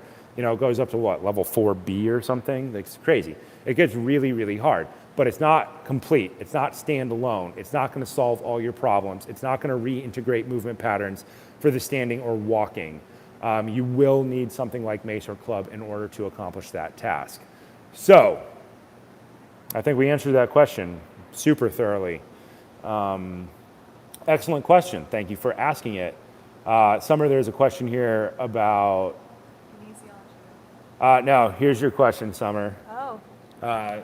Secret to doing training with yoga with glasses. That's from Corey Bantific Fire. What's the secret to training? Yes, I have giant glasses. Say the whole question. Say the whole question. So the question from Corey is Bantic Fire. It's super fun to say the name. What's the secret to training with glasses? To training and yoga with glasses, I struggle to keep my glasses on. So generally when I'm doing just straight up yoga, which I did quite a bit when I was pregnant last year, I switched over to just strictly yoga. My body just needed a lot of low intensity stuff and stress reduction. And every time I would go to yoga, I would take off my glasses and place them next to me. So you might see me with my glasses on in some of the content that I do, but usually I actually take the glasses off, and there's this Tibetan eye exercise that you can do where you're looking, like I've got a window right behind me, so you're looking beyond the walls of your house or your computer, like really stretching your eyes. You can do the ABCs, like literally taking your eyes in A, B, C, like the whole entire alphabet. But stretching your eye muscles can be a really great way to just relieve tension in the face. We can go into the polyvagal nerve network. All of our nerves in our face, our eyes, our mouth are all interconnected to human connection. So it's really important to make sure that our eyes are toned. So I have contacts, but I always forget to reorder them, and I don't really like putting stuff in my eye. So when I'm training, you'll always see my glasses on the mat in front of me, and I usually put them on a little cork yoga block so nobody steps on them, and so I don't drop a club or a mace on them. So I hope that answers your question. There you go. Me and Summer have a ton of fun when we're training. We're just super nerds. We just get together and nerd out. Steve Blackshaw, traveling with kettlebells question. I know tons about this topic. Do you have a case recommendation to transport kettlebells in your vehicle? No, nobody makes one. I am trying to make one right now. Me and my buddy Zach Knight of Zach Knight FX, I'm trying to sucker him. He's working on all these, movie projects, but he's got a 3D printer, and I am trying to get into his shop. And what we want to do is scan kettlebells and then build a 3D case that goes on it that clamps shut. It just turns it back into a square block. When traveling with kettlebells, one of the terrible things that I've done is save kettlebell boxes in foam, and it gets worse every time you take them in and out of the box. One of the things I've done is keep the box and wrap it all the way in duct tape, and then wrap it all the way in duct tape, and then recut the top, and then store it in the box in the foam. The problem with the foam is that over time, it destroys itself. It disintegrates. We have done where we wrap kettlebells in saran wrap and then use spray house foam in order to spray one whole side, and then we cut it with a hot wire in order to make our own foam core block that is more tough than the styrofoam that it is shipped in. But over time, that also dies because kettlebells are heavy and people drop shit and it's just hard on them. So the current solution is keep the box, wrap it all up in duct tape, like several layers of duct tape to keep the core integrity of the box itself strong. Do the bottom first, then wrap it all the way around the sides, then close the top, and then you just keep cutting the top each time. It's a shitty solution. We are trying to come up with a better solution. I would like to find some version of a Pelican case that is small enough and square enough that it's close enough to the size of a kettlebell. The current ones that are out there is like the 5150 or the 5190, and it's on wheels and it rolls. It's like the check-in one, but it's a ton of dead space inside the box itself. The box will hold it, but you tend to then put foam inside of it, and the foam inside of it disintegrates all the time. So I am trying to come up with better solutions for traveling with kettlebells. The other thing that I do is I put the kettlebell upright in the back of the car, and then I make a 2x4 box that it sits in to keep it from rolling around, and I shove a yoga mat through the handle to keep it from bouncing around. They're all not great solutions. The other thing you do is you put it in the back seat of the car and you run a mace handle through it, rolled up in a yoga mat just to keep it from rolling back and forth. But that's still kind of hard on everything in the car. So I am trying to come up with some type of better travel case, because what I want desperately is my competition adjustable kettlebells to have a perfect case that goes with it, that clamps closed, that just is super hardcore, that is basically indestructible, where everything is recessed, so that you can actually travel with your kettlebell all the time. You just have to turn it back into a square, and then it works way, way, way better. So we are playing with that right now. You could use, somebody just said you could use expandable polyurethane and cut it off. Yes. So there is something that we use in movies called like AB foam, which is what I used when I made my own custom clubs, my 30, my 40, my 50, my 55, and my 60. It's just super expensive. You know, you'll spend $700 on like 2 gallons of that to make your one foam mold, which I will do because I'm a psychopath, and I love my kettlebells like children. But it's not really feasible for everybody else. So I'm trying to come up with a cheaper option than doing AB indestructible foam, because it also adds a ton of weight to your bells. Like your 70-pound kettlebell starts becoming 90 pounds, 100 pounds with the box. You end up with a 30-pound box, which is a little bit nuts. There's your yoga question again. Yoga question right there. What is the best source of information for kinesiology yoga? Restate the question. All right, so we got Drunk on O'Doul's yoga question. Where is the best resource for more information on kinesiology yoga? So kinesiology yoga is a program that I developed in 2011, and I basically created the first loaded yoga conditioning program that was comprehensive in nature, and it featured clubs. This was before the whole mace craze. And now I've evolved that body of work into steel mace vinyasa. So Maces are cheaper. Maces are more readily available, they're cheaper, they're cool. So I'd say kinesiology yoga is like the foundational work to be able to perform loaded asana, but steel mace vinyasa is pretty much the same thing. So the best and most well-rounded place is going to be the Flowshala, either on-demand web resource where we have a membership where you can have access to all of our recorded classes. There's like 300 recorded classes from our coaches, and they're all hour-long classes, or Flowshala, the studio, or if you're an instructor and you're wanting to learn steel mace vinyasa, then our 100-hour teacher training is the world's only 100-hour steel mace vinyasa teacher training that's recognized by Yoga Alliance. Cool. Here we go. Kuhn Hart 100. Good. People are just asking questions. Keep coming back to the same people because you're labeling them question. So they get the first preference here. What's the difference between your two clean and press programs? So I have a clean and press program. A and a clean and press program reloaded. And the difference is the first one is designed for more weights. You go up in weight. The second program is an add-on to the first program if you do not have access to more weights. So we add complexity. These are the two things we always talk about. We either go up in weight and we get better at the same level of complexity, and we do that in a mathematically progressive way so that it's 5 to 7% harder every time forever, so you keep getting more out of the basics. It would be very similar to like an Olympic lifting program. Olympic lifting, you work on your basics and you go up in weight.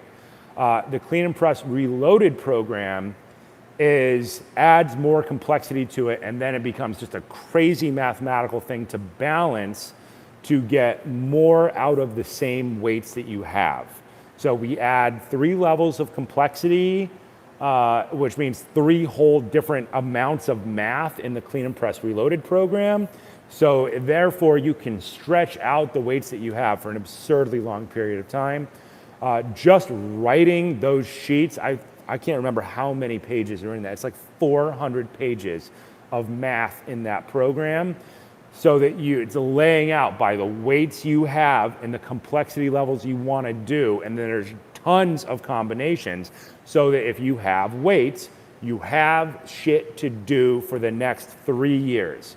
We're trying to take that one piece of training and remove your need to think about it while keeping you getting the benefit out of it. So we're trying to get you to spend, if you don't have money to spend on equipment, we want you to increase your complexity and keep running with it. And I want to take it off of your plate mentally, so you just check it off the list, so that you can then devote the mental power of thinking of other things to learning more advanced skills, like MACE or like kinesiology yoga, which is something that demands a lot of neurological load. A lot of coordination. It demands a lot of load because it's complex. So the clean and press programs are there to remove it from your plate, so you can shove it in twice a week and continue to get benefit, and then you could add it to anything. You could add it to the Strong and Fit two-handed club program. You could have it twice a week, and you could do kinesiology yoga or steel mace vinyasa 3 times a week, and now you're just gonna skyrocket. The whole point is that each one of these programs, I write and Summer write, is meant to fill a specific hole, and then all you have to do is run that program, and you will end up getting massive amounts out of it, because we're both writing to solve some specific athletic requirement or equipment demand with each program. We are the nerdiest trainers in the world. Yeah, I talked about what we're going to do to these poor people. I told them about the whole first day and how psychotic it is. So let's go back and talk about the seminar today. So when people come in, their hands are filled immediately with wooden staffs, and then they are given a task to complete. As they complete the task, they are pulled directly into training. So people are working on completing their task, and then they're pulled directly into training for a private chunk of training. And then we start with the basics, which is no foot movement, which is attack, defend, pure attack, pure defense for 1 minute on each side. And then we start altering the grips: over grip, over under grip, under over grip, under grip, which are all the same things that you will find in steel mace vinyasa. I'm still using kinesiology yoga, I'm so old. And we run through all of those things. And then we will start introducing some minor stepping patterns, and then we will go 1 for 1, 1 attack, 1 defense, 2 attacks, 2 defense. And then we're going to fill their hands with the cold steel indestructible staffs, where we will start the whole thing over again, because every time we change the substrate of what is in your hand or the length of it. So we have wood, we have indestructible that, Day 3. and then we have bats. Indestructible bats, and then we are going to also use some axes, only for defense, not for attack, only for defense. And then Summer's going to do her whole section where she is going to introduce her kinesiology. God damn it, skill mace vinyasa. Tell them about your block. Okay. Yeah, so that's just today. We still have 2 other days. Tomorrow's heavy clubs, but I'll be teaching a 60-minute full flow class, and it's closed hip conditioning. And we really spend a lot of time in curating this experience so that people build confidence, and we want to expose them to the maximum amount of time with staff, because those 30-minute chunks parsed out, twice today, 4 times Saturday, 3 and 4 times on Sunday, they do a lot for the nervous system. And when you combine that with training with the heavy clubs and the steel mace vinyasa, it's like maximizing training neural load and allowing your body to stay really calm while doing it. So today, that's what I plan to teach. I've been getting shoulder dynamics today. Yeah, today we're closed hip conditioning and shoulder casting in the heave and surge pattern. And we're doing front swings to tactical lunge, front swings tactical lunge with horizontal overhead press, option for drop swing for those that have a drop swing in their practice. So there's levels of difficulty in any of the classes that I teach. It's always, start with level 1, build in complexity. You have the option for complexity or just to work on the static grinds or the slow grinds. Yeah. So yeah, we're stoked, we're pumped. We've got another one happening in September, and then we're about to launch our retreat for January. I don't feel like Summer is emphasizing how awesome her section is, because the first part of our training immediately puts people into defense, which is an overhead press. What she said about her steel mace section is that it is overhead press, tactical lunge into drop swing, which is the exact movement of defense with a staff. They are so close, it's crazy. So we're giving people ways to train it on their own so that they can build up their primary movement patterns, and then we are integrating it into the OODA loop drills, and they will instantly see the crossover between steel mace vinyasa. I keep wanting to say kinesiology yoga, and building it directly into real world application that's as old as humanity is itself. So we're not futzing around. We're like deep into evolutionary theory and all kinds of other crazy stuff on this one. I saw a really good question here. Peter Roach. I'm going to do one more question if you want to do one more question, and then we'll wrap this up so we can actually prepare for this seminar, because we got to actually do stuff here. Peter Roach, what is the benefit of locking out your legs with swings and such? This is a very, very good question, and this is super important. People think that they're not supposed to lock out their legs, and this comes from gym training, and this is something that has been propagated by gym trainers for years. It is not true in any way. Every athlete locks out their legs all the way. Olympic lifters, you're not at the top of your lift if you are not locked out. Kettlebells, competition style, you are not at the top of your lift if your legs are not locked out. You are not standing all the way up yet. And this is directly related to things like fighting and dance. Let's use ballerinas as an example. They are in lockout. They are in so much lockout, they go to over lockout, but after years and years and years of training at the high level. They are extending all of their joints all the way to stack their bones all the way up, so your bones do the job that they're supposed to do, which is like create like the walls of a house. If you had a wall of a house and you just went up to the center of it and you kicked it out 5 degrees, that wall would not bear load. The point of this is that we are trying to get our body to get comfortable bearing the maximum amount of load. So we are trying to reach lockout because it's a characteristic of youth, and it is a requirement of being human, of basic human movement patterns. Certain types of bodybuilding movements, like leg press, they don't want you to lock out all the way because that is not actually a real movement. A bodybuilding leg press on a big leg sled, that's not real. You're not standing up. You're not doing anything real. You're in an artificial position, pushing an artificial weight in an artificial way. Ballerinas lock out, circus performers lock out, gymnasts lock out, fighters lock out, weightlifters lock out. You lock out. So this is a good question. We need to address it. We are trying to learn to lock out so we can stack our bones up so our body can function the way it actually is supposed to function. Same thing is true. We lock out our elbows all the time. If you're doing Olympic lifting, you lock out. If you're doing kettlebells, you lock out. If you're doing a club front press, you lock out. Locking out your joints is an athletic skill, and you need to make sure you're emphasizing it and doing it correctly with the correct series of muscle contractions in order to improve your athletic performance. Did I say that right? Yeah. Yeah. I harp on this a lot because the don't lock out thing is something that I hear all the time, and it's simply not true. It's like people who think that they shouldn't straighten out their arm when they do a pull-up. Crazy. Once again, gymnasts lock out when they're doing a muscle up. Circus performers lock out whenever they're doing their swings or their beats on rope or trapeze or anything like that. You have to lock out. You'll hurt yourself more in the long run by not locking out than by locking out.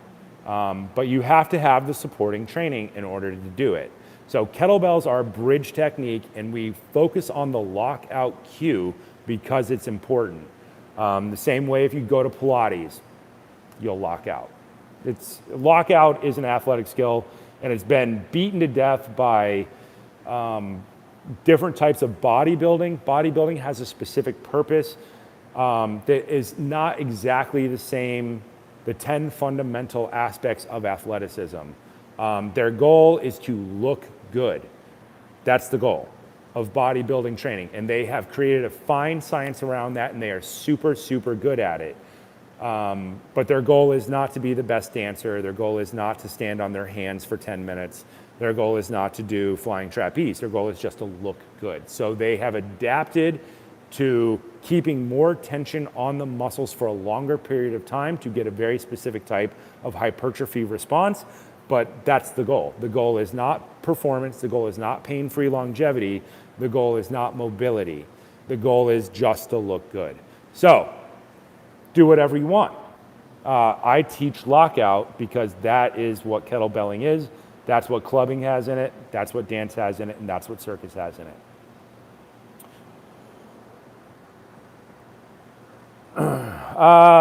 M. Mall, I'm going to do this one because it's fun. Touring question. See, I like this when they identify the question at the beginning. It allows me to know what I'm going to get into before I start reading a statement. Any thoughts on touring the U.S. with your training and expanding in the sword? Absolutely. Somebody's got to give me a list of places. Somebody's got to come up on the Discord server or something of gyms that I can get into. I can't call 100,000 gyms and figure out their space and figure out what they have and figure out if they're going to let me do anything in them. The majority of gyms will not let me in the door. I've been thrown out of so many gyms for just doing basic training because it's not within their purview or whatever, or they're a bodybuilding gym and they don't want people to lock out. Or they don't want people to do double kettlebell front squats, or they don't want people to do stuff. Somebody's got to make me a list of places where I could go, and I would absolutely love to do a tour. And I would love to teach a staff baseball bat, axe, machete, OODA loop class. I would do that forever. But for now, we're producing our own events because we're the only ones that have the equipment and the space and waivers for it. Yeah, right now we're doing it here because this is the only place we know that people aren't going to have a heart attack because it's Summer's Gym. Normal trainers hate us with the burning passion of 1,000 suns.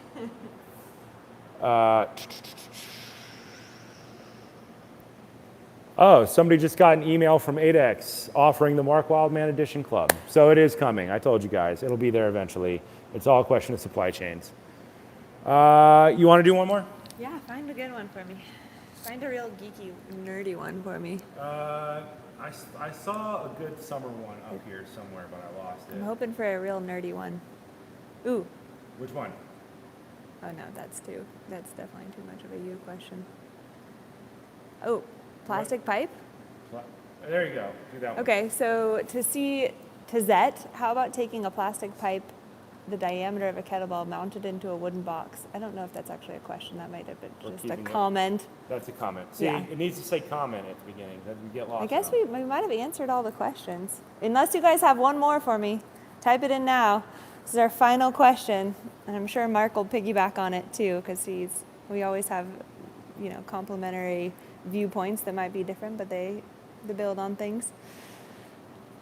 This is a good one right here. Using it's not a question, it's an It's an answer. It's an answer. But it's labeled answer. This is awesome. I really have enjoyed sitting in on this. I jumped in as I was driving over here too to kind of see all you guys' questions. And awesome. I'll answer that question after we find one for you. Okay.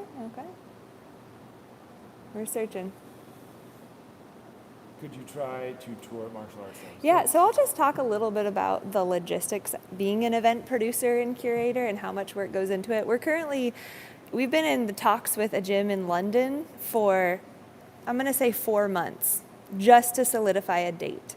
So I'm actually working really hard as an event producer for Mark and I's events to get all of our events up for the entire calendar year. So when you go to flowshala.com/workshops, and I'm sure it eventually will be on Mark's website as well, you'll see all of our events. We average about one big seminar a quarter because Mark flies out here to do them. So we'll have 3 that are here at Flowshala and then 1 big retreat. And we want to rinse, wash, and repeat those so that other folks can come in and the legwork's already done. Like we already have the content, it's ready to go.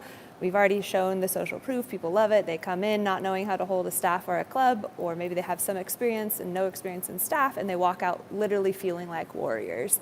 And not in a cheesy way, like we're actually bringing in a lot of these ancient practices and martial arts training techniques to the modern human. And something happens to your nervous system when you train in this way. You will never be the same. You literally will walk out and you will never be the same.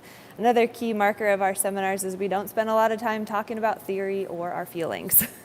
We come in and we do things. There's literally 5 minutes between, so it's really keeps it fresh because you're not sitting around, writing notes. Like if you've gone to seminars where you have a notebook and you have time to actually sit down and write notes about the movement that you're doing, that's not what we're doing here. You're coming in and you're moving from module to module. There'll be about a 5-minute pee break in between or water break, and you continue to go. And then meals are planned out appropriately. We do a big social hangout at the end on Saturday night. We go out to eat. We get horizontal, we get sleep, and we come back and we hit it the next day. Same thing for our retreat in Thailand, which will be save the date, January 4th through, it's a 5-day intensive, so it'll be like 4th through 9th, and you can come stay a little longer if you want to as well. But we plan to have those 5 days completely packed with training, 9 hours a day with a lunch break in the middle, maybe 9, so it's like 9 hours of work a day, but you will not be the same when you leave. So for those of you that do run events and you think it's really simple to just throw it out there and say, yeah, come to here and here, there's so many logistics behind it. So Mark's looking for, if we want to bring Mark out or collab or have, Mark can come solo, we can come as a team. Make sure that you have experience in producing events, you have a professional system, you got a great space, and you're just, taking good care of people, because we want to make sure that when we're going to places that all those little details are taken care of and we can just show up and do our jobs. Yeah, producing events is really hard, especially for the stuff that we do. We terrify people. We terrify other coaches. Other coaches won't let us anywhere near their spot, even like circus schools and stuff. Like circus schools don't even want me to teach circus there because of the way I teach. It's a big risk to bring in people that you don't know and let them do things. Most martial arts schools won't even let me near them because I'm doing unchoreographed weapon stuff, which most people consider to be a year 5 to 7 thing. And they're not even doing unchoreographed weapons. They're doing structured weapons drills. But if you're doing classic Japanese martial arts, they won't even let you near a sword till year 5. Whereas I'm the guy who hands it to people on day 1, and I don't know them, and I don't know their experience level, and I make them better in a short period of time, which is generally horrifying for people who are other types of martial arts instructors to watch. Last question. I got a question about the app. Yes, the app is coming. I signed a deal with a development company, and the first thing that we are doing after this seminar, then we shoot some videos, we do your thing, then I go back to LA and I have a week of meetings. I am going to sit down in a room with the people who are making it, and they think that they understand nerd math, and they do not. So I'm gonna sit down for 40 hours and I'm gonna film it. And I'm gonna sit in front of a whiteboard, and they're gonna ask me questions, and we are gonna answer it. And then we are gonna create a giant web of if-then statements. And we are going to try to get in as much as we can into the first version of the app. Primary focus first is the time under tension programs. And what do I want? I want them to have visual reference. I want data entry in a keypad. I want a countdown timer, I want audio cues, and I want all of that data to be graphed. And I would really like it if I could get heart rate tracking in the middle of that. So I have about 14 time under tension programs ready to go into the app. Then we are going to start talking about the nerd math basics. And then I want all of this to go into a calendar, and I want it to be able to move around so people can create their own Tetris of training. And we are going to build a website that goes with it. I have been told by the app company that they will be able to accomplish this task. I am skeptical. I am going to make a lot of time and dedicate to it.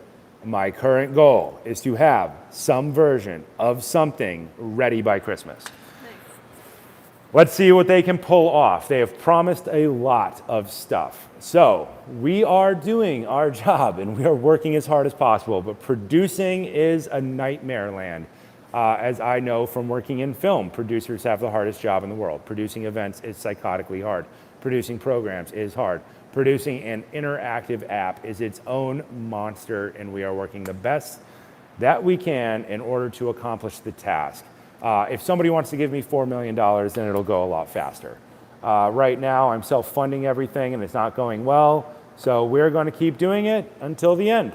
And we're going to keep working forever because we're going to keep learning and learning and learning and learning.